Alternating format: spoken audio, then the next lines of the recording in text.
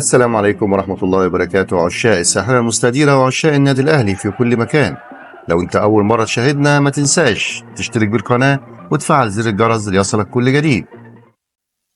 سيكون فريق الأهلي على موعد لخوض مواجهة القمة أمام الزمالك المؤجلة من الجولة العاشرة من الدوري المصري يوم الاثنين المقبل 15 إبريل الجاري.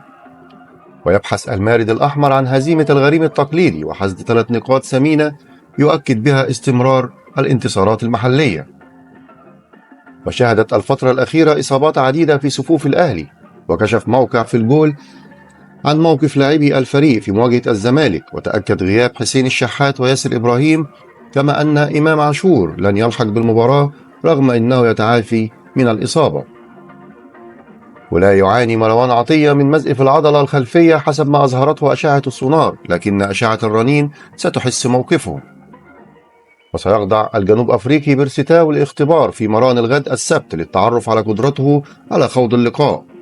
وسيكون الظاهرين محمد هاني وعلي معلول جاهزين من الناحية الطبية للمشاركة في انتظار قرار المدرب مارسيل كولر.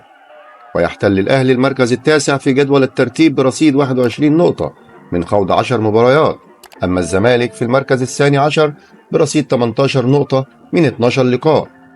ويرغب المارد الأحمر في القفز إلى المركز الخامس برصيد 24 نقطة، لكن الأبيض يريد الوصول إلى النقطة 21 والتساوي مع غريمه التقليدي.